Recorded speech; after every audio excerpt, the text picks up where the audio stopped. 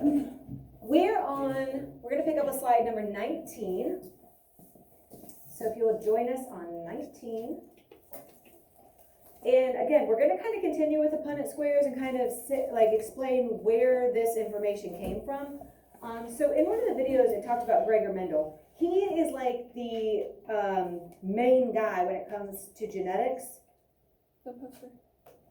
Oh yeah, I was like, what am I missing? Yeah, good observation. Just like Charles Darwin was the main guy when it came to evolution, okay?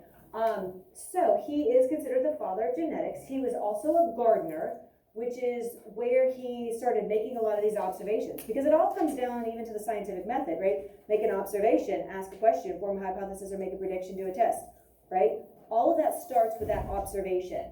And he actually, that got him going as well. So he was looking at a pea plant, and specifically the color of a pea plant, right? So in the first generation, he looked at how the traits were passed from one generation to the next. So if these are the parents, these are the offspring, and then the offspring that this one would have, and then you could do the same thing for each one of them, just kind of as you keep going generation to generation. And so a lot of times, if you're trying to test something, you can control the traits that you're looking at. You're breeding the two tallest plants together.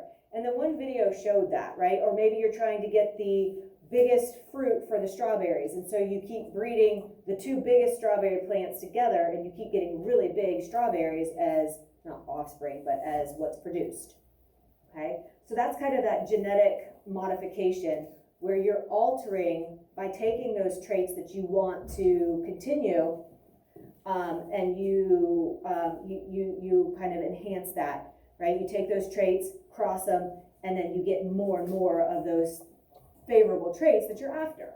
So he cross-pollinated, and that's what it's called when you basically are taking, one plant and breeding it or combining it with the genetic information of another plant. It's called cross-pollinating. And so their options are producing either yellow or green pea seeds, okay? And so Mendel found that the first generation, what we call the F1 generation, always has yellow seeds. So here's the parents, and here's our F1. I'm not sure why we use the letter F, but we do. So F1 is this first generation of offspring. The green was basically hidden. All the offspring were yellow. So the green is it wasn't even there, right? That's weird. You would think if you have a parent with green seeds and a parent with yellow that you'd see some green somewhere, and it basically disappeared, okay? And so in the F2 or the following generation, if you cross-pollinate those offspring, you get something called the 3-to-1 ratio. 3 yellow to 1 green, 3 to 1.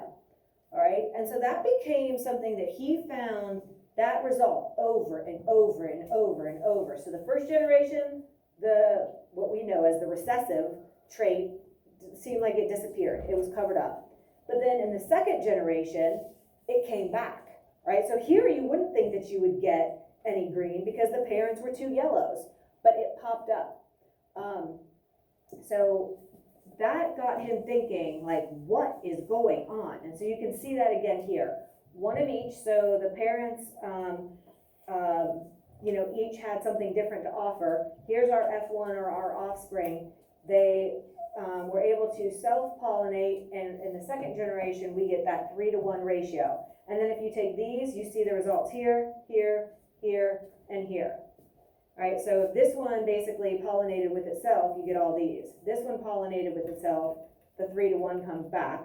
Here, same thing, 3-to-1 comes back. And then for that green, which we know is recessive, all it has to offer is little green, little green, little green, little green, right? And so it was able to have offspring that were all 4 of them green. All right, but this 3-to-1 ratio is a pretty big idea. And so that kept happening over and over and over in his results.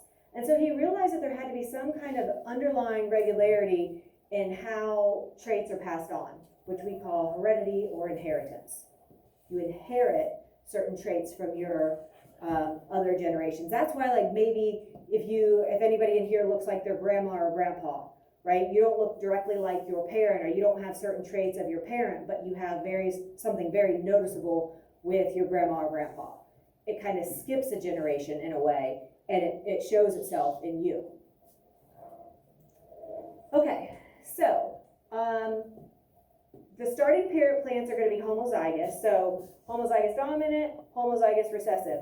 Notice that we don't use the letters Y and G. We're using the one letter to represent both traits. Capital Y for yellow, lowercase y for green. And so obviously if they're homozygous, they're going to have the same allele pair for their genotype. 2 big Y's or 2 little y's. And so here with this Punnett square, you see that they're all going to be heterozygous. And that's why all of the yellows kind of covered up or dominated over that green phenotype. So the Punnett square can actually help you make this prediction, which is what you guys did on Friday. And so all of the offspring would be 100% homozygous. The phenotype would be yellow. Okay? So remember, genotype is our genetic makeup. So we have the options of homozygous dominant, homozygous recessive, or hetero. And then our phenotype, we would have the physical appearance, and we could see that either as yellow or green.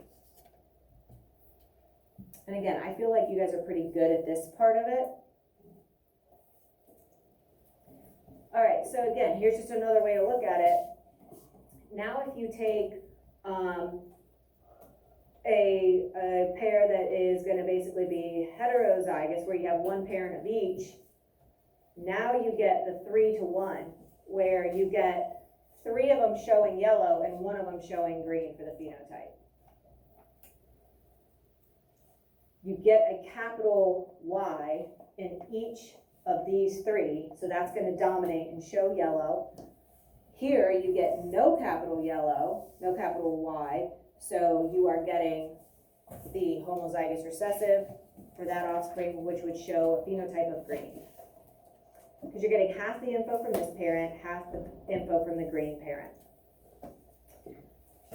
Okay, and so when you take that offspring from the first cross, they're all heterozygous, like we just saw on the other screen, and so then that 3-to-1 pops back up. And that happens every single time consistently. Okay, and so we know that one allele is usually going to look like it dominates over another allele, meaning it covers it up. The yellow is stronger, so it dominates the green. The green does not show if there's a yellow for that capital Y present, right? You have to have both lowercase for that green to show. So the genotype of the pea seed, if it's heterozygous, where you have a capital Y and a lowercase y, the phenotype is going to be yellow because you have one of those dominant letters. Dominant will cover the lower, or the recessive.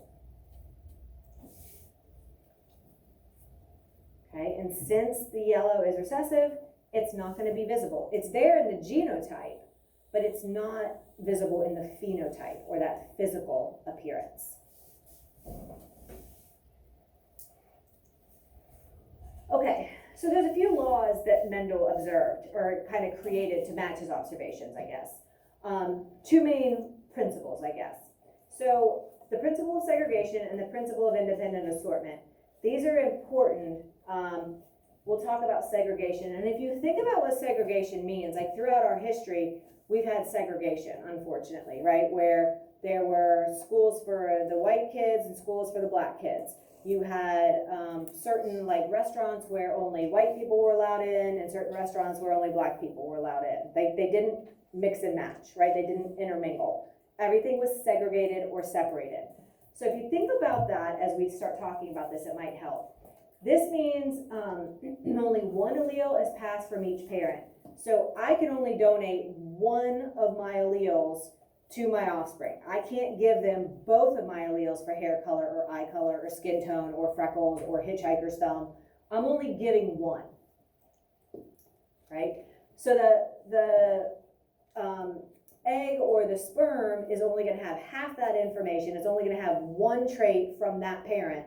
It's not going to have both traits that are needed, because you need to know, like, if you have the dominant letter and you're passing that on, is that joining up with another dominant trait, or is that joining up with the recessive? Or if you have the recessive, is that getting passed on to another, to join up with the opposite zygote that's going to have another recessive joining with it? If so, then that offspring would have the trait of the recessive quality. So it definitely makes a big difference on what you end up with your genetics. So only one allele passes from each parent to the offspring. So if, let's say you have a capital Y and a capital Y, then you only have one capital Y to pass on. You're not passing on both of them. Alleles of a parent's pair is inherited. It's not choice. This is where that genetic modification comes in. If we're talking like plants and produce and things like that, we genetically modify what you're giving. And that way we try to enhance the traits we want.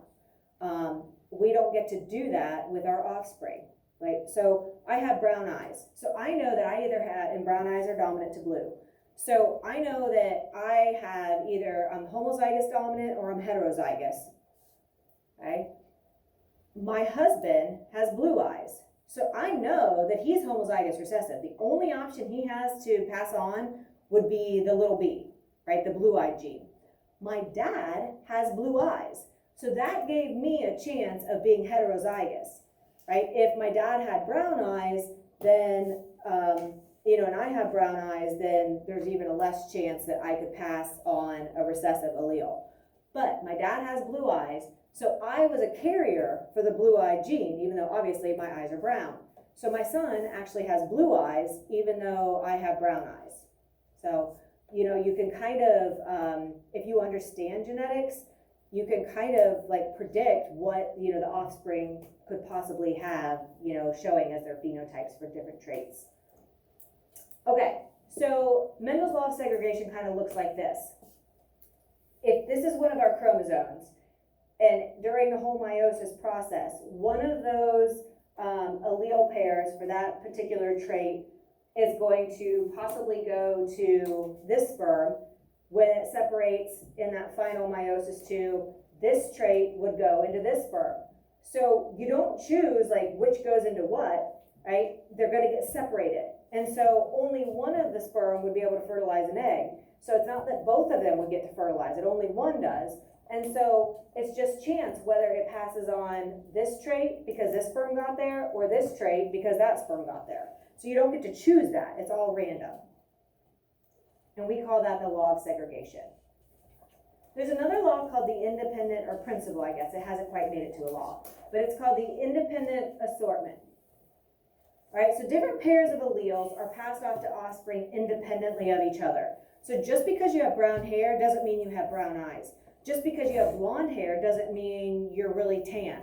Just because you have attached earlobes doesn't mean that you can roll your tongue.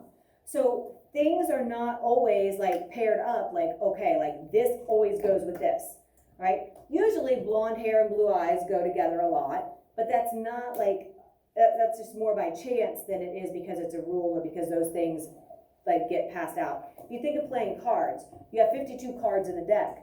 Every time you get a hand of cards, you could get a totally different hand every time, right? And so that's kind of the same thing. Depending on how things get shuffled up during meiosis, you could have 10 siblings and they can all be very, very different from each other, right? Or you could have 10 siblings and they're all really similar. It's just kind of chance how it works out. It's not really predictable at that point. And so these alleles are not like linked totally together. So one's hair color doesn't determine your eye color or vice versa. And so this also explains why human inheritance doesn't increase or decrease the likelihood of having, a certain color skin or having freckles or having curly hair versus straight hair, right? It's not like every person with red hair has curly hair. That's not a thing, right? Okay, and so today we know that this is due to the fact that genes are independently assorted. Independent means like on their own, right? And assorted means shuffled or handed out. So they're independently assorted because they're on different chromosomes. So out of our 23 pairs of chromosomes, each chromosome has certain genes on that chromosome, okay? And so each of those can get separated into a lot of different ways. And then it can pair up with another set of chromosomes that get shuffled up and separated another way. So you're not going to always get the same combination offspring to offspring. And so if you look at this, here we have, during mitosis, you're having everything duplicate, right? And then you're going to meiosis 1, you start here, and then you go from one cell to 2. And so what they did is, like, they're showing, okay, this would be our chromosomes, which we have a lot more, but just for simplicity's sake, they're saying this is the full set of chromosomes. It's going to cut that number in half. So these two are going to go up here, these two are going to go down here. And then to get to our meiosis 2, or that final split where you go from now 2 to 4, to get half the information. So these would be either zygotes that are eggs or sperm, depending on the gender of the person making them, right? You're going to get a big G and a big Y, and you're going to get a little g and a little y. Same thing down here. But look what happens if these just happen to be flipped. So now the little y is up here, and the two big y's are down here. Well, now you get a big G and a little y, and that goes here. Big G, little y goes here. Little g, big Y, and little g, little y. And that's happening with all of your chromosomes. So you're getting this huge variety, which again is why full siblings can look so physically different, because you're getting lots of different arrangements. All it is how they get lined up. That's going to help determine what exact traits are being put in either those 4 eggs or those 4 sperm. Okay, let's look at this. I think this video, obviously it moves, so you can see it better than me trying to like show you. We can use a duplicate cell with just 2 Hold on. chromosomes to illustrate a genetics concept called independent assortment. We can use a duplicate cell. Going everywhere. Hold on. Let me get it over here. You're way down. Oh, yes. Can you hit stop for me? Thank you.